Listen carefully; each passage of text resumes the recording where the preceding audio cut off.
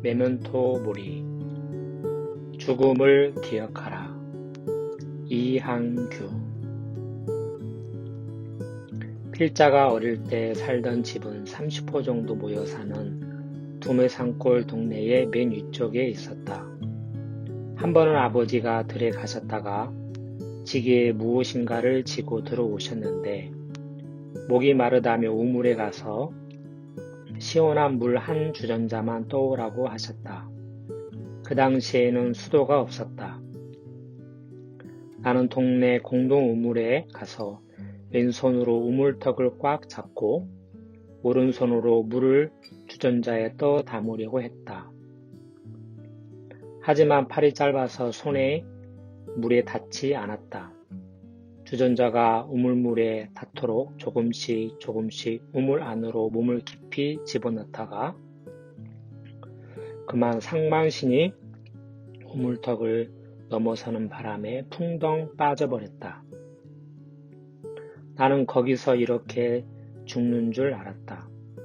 그런데 마치 우물 근처를 지나시던 친구 아버지가 이 광경을 보고 급히 달려와 나를 건져내 주셨다.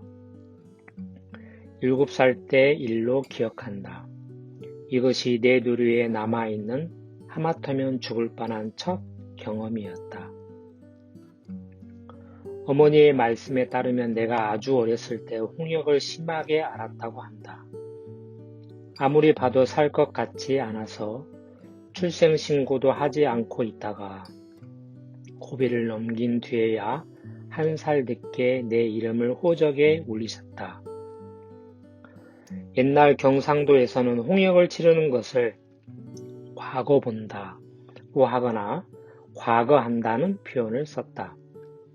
홍역을 치르고 살아남기가 과거 시험에 급제하는 것만큼 어려웠던 시절이었기 때문이다. 약골인 나는 어렸을 적부터 죽음이라는 불청객과 여러 번 마주쳤다. 어머니는 그때마다 늘 야, 이제 올해는 액땜했다며 위로해 주시곤 했다.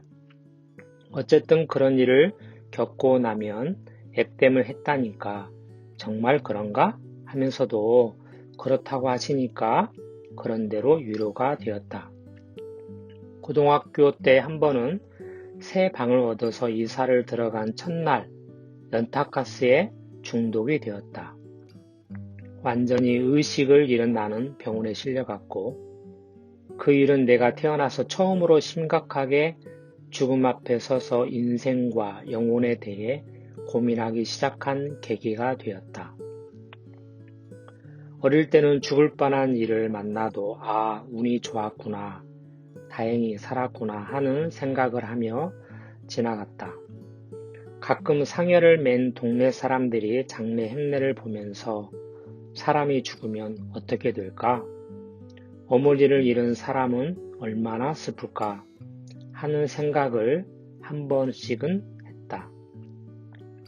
물론 사람은 누구나 죽게 되어 있지만 만일 우리 어머니가 돌아가시면 하는 생각에 이르자 그런 생각을 하는 것 자체가 두렵고 불길하게 여겨져서 그런 생각이 들면 마음에서 바로 쫓아내버렸다. 나는 어머니를 너무 좋아해서 어머니 없이는 살 수가 없을 것 같았기 때문이다. 어머니는 내가 세상에서 가장 사랑하는 분이었고 내 존재의 기반이요 내 마음의 천국과도 같았다. 몸이 허약한 나는 병치레를 자주 해서 어머니 마음고생을 많이 시켰다. 어머니는 그런 나를 사랑하시고 나를 위해 온갖 희생을 하셨다. 나 때문에 흘렸던 어머니의 눈물은 내 가슴에도 떨어져 마르지 않았고 나 때문에 쑥검정이 되었을 어머니의 가슴을 나는 도저히 잊을 수가 없었다. 언젠가 어머니께서 자식을 위해서라면 살을 깎아 먹인들 아깝겠냐 라고 말하신 적이 있었다. 그런 어머니를 죽음이라는 단어와 연결시킨다는 것 자체가 나에게는 불경스럽고 유쾌하지 않았다.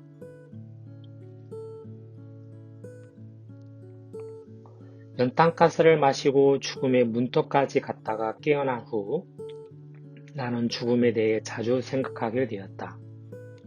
어릴 적부터 죽음은 예상보다 더 가까이 내 주변에서 맴돌고 있었다. 죽을 만한 일들을 겪으면서 언젠가 알지 못할 순간에 찾아올 죽음을 나홀로 맞이해야 한다는 상황은 무척 두려웠다. 무엇보다 죽음 이후에 내 영혼은 어떻게 되는지 알 수 없어서 더 번민했다. 그 해답은 종교에 있을 것 같아 나는 여러 종교 서적들을 읽어보았고 종교인들의 이야기도 많이 들어보았다. 그러나 그런 것들이 내 마음에 해답이 되지는 않았다. 그동안 삶에 열중하며 살아왔는데 어느 날 느닷없이 죽음이 찾아온다면 갑자기 인생의 막을 내리고 역사의 무대에서 영원히 사라지게 된다면 이런 생각을 하지 않을 수 없었다. 만일 내가 10대나 20대에 갑자기 세상을 떠나야 한다면 내가 지금까지 살아온 인생은 어떤 의미가 있는 것일까? 나같이 한미한 존재야 세상에서 사라져도 누가 알기야 하겠냐? 세상은 내가 있든 없든 상관없이 다들 자기 삶에 바쁠 것이며 또 그렇게 흘러가겠지. 그때 나는 미션 스쿨에 다니고 있어서 학교에서 일주일에 2시간씩 성경을 배우고 있었는데 성경에 따르면 죄 때문에 사망이 오게 되었다고 했다. 천국에 못 가면 지옥에 간다는데 나는 성경을 모르고 예수를 믿지도 않지만 내 마음에 부끄러운 죄들이 있다는 사실을 부인할 수 없다.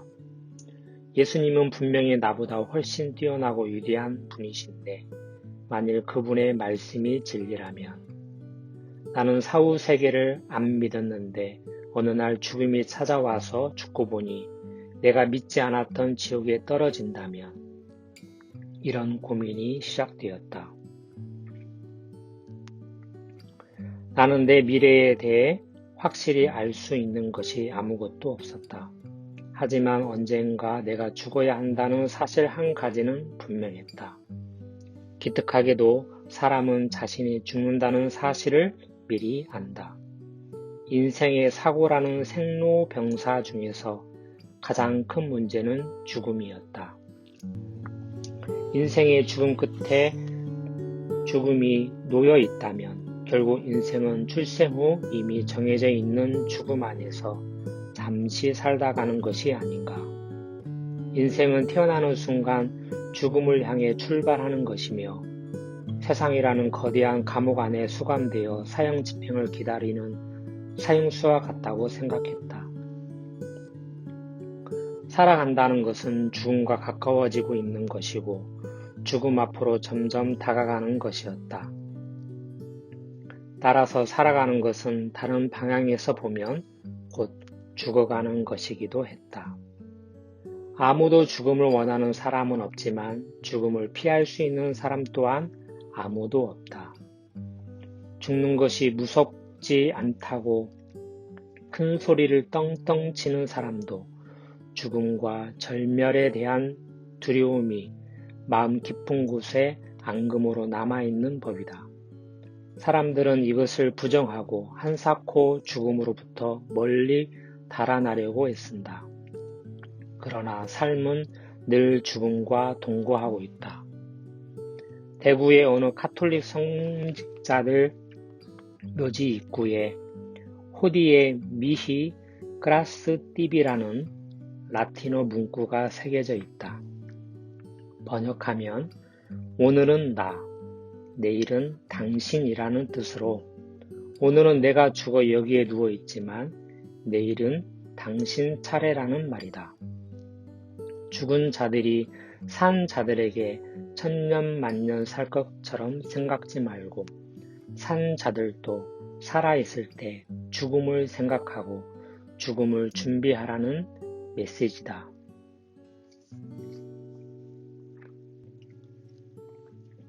나는 죽음에 대해 여러 날 생각하면서 다음에 몇 가지 사실을 정확히 알았다. 첫째, 모든 사람은 한 번 반드시 죽는다. 누구도 피할 수 없다. 둘째, 태어나는 데는 순서가 있어도 죽는 데는 순서가 없다. 셋째, 죽을 때 아무것도 가져가지 못한다. 넷째, 죽음은 아무도 대신할 수 없다. 다섯째, 죽음은 미리 경험할 수 없다. 그런데 죽음이 모든 것의 끝인가?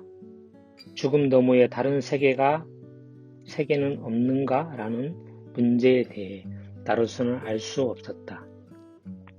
죽음과 함께 나라는 존재가 영원히 사라져버린다면 인생이 너무 허무할 것 같았다. 만일 여러 종교의 가르침대로 사후의 세계가 있고 죽음 이후에 심판과 형벌이 있다는 게 사실이라면 내가 형벌을 면하고 좋은 세계로 갈 수 있을지 아니면 형벌을 받고 고통을 받는 곳에 가게 될지 알 수가 없었다. 통계상으로 전 세계 인구의 약 85%에 가까운 사람들이 종교를 가지고 있으며 모든 종교에는 세 가지의 공통점이 있다. 첫째는 물질로 구성된 육체가 인간의 본질이 아니고 육체와 전혀 다른 영혼이 있으며 육체보다 영혼이 훨씬 더 소중하다는 것. 둘째는 지금 세상이 전부가 아니고 내세가 있다는 것. 셋째는 사후에 영혼에 대한 심판과 형벌이 있다는 것이다. 어떤 사람들은 죽으면 모든 것이 끝이라고 한다. 하지만 영혼이 육체를 떠나서 가는 사후의 세계가 있다고 믿는 사람들이 훨씬 많다. 정현채 전 서울대 의대 교수도 사후 세계를 믿는 사람이다. 그는 50살 무렵 나는 죽으면 어떻게 되는가의 문제를 심각하게 생각했다. 이런 의문에 대한 답을 얻기 위해 죽음과 관련이 있는 수백 권의 문헌과 의학과 논문을 읽고 동영상 자료를 찾았다. 실증주의 교육을 받아 체화한 과학자로선 인정할 수도 없고 인정하고 싶지도 않던 영적 체험들이 단순한 착각이나 환상이 아니라 분명한 실제임을 과학자의 입장에서 알게 됐다고 하면서 죽음은 꽉 막힌 돌담벽이 아니고 다른 차원으로 이동하는 열린 문이다. 이게 단순히 믿음의 문제가 아니고 이걸 뒷받침해 주는 여러 가지 증거들이 있다. 죽음 근처까지 갔다 온 근사 체험이나 삶의 종말 체험을 보면 충분한 근거들이 있다고 했다. 최근에 그는 죽음학에 대하여 강의를 하고 저술 활동도 하고 있는데 사후 세계는 실제할 뿐만 아니라 장엄하고도 장대한 세계이다. 너무나도 많은 증거들이 있기 때문에 없다고 말하기가 곤란하다고 했다. 죽음이 끝이 아니고 몸을 떠난 영혼이 가는 영원한 세계가 있다면 그리고 영혼에 대한 심판이 정말 기다리고 있다면 그것은 인생에서 그 어떤 것보다 가장 중요한 문제가 아니겠는가. 그 문제에 대한 답을 찾는 사람은 정말 럭키한 사람일 것이다. 인간은 영원 불멸하지 않고 인생도 한 번뿐인 것을 진지하게 생각한다면 한 번 지나간 뒤 다시 오지 않을 날들을 잠시라도 헛되이 살고 싶지 않을 것이다. 자신이 살아있는 날들이 더욱 소중해지면서 더 의미 있고 값지게 보내기 위해 중요하지 않게 여겼던 일상도 다시금 바라보게 될 것이다. 죽음은 모든 것을 가져간다. 죽음은 인간의 잘난 것이나 자존심이나 명성 모든 것을 삼켜버린다.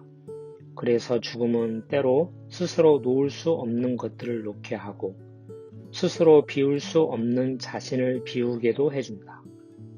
죽음은 인생을 진지하게 생각하게도 해주고 사람의 마음을 낮아지게도 해준다. 사형을 집행하기 직전에 사형 집행이 정지되어 살아난 도스토옙스키가 감형 직후 동생에게 쓴 편지는 우리 모두가 음미해 볼 만하다. 실수와 게으름으로 허송세월했던 날들을 생각하니 심장이 피를 흘리는 듯하다. 인생은 신의 선물. 모든 순간은 영원의 행복일 수도 있었던 것을 조금 젊었을 때 알았다면 이제 내 인생은 바뀔 것이다.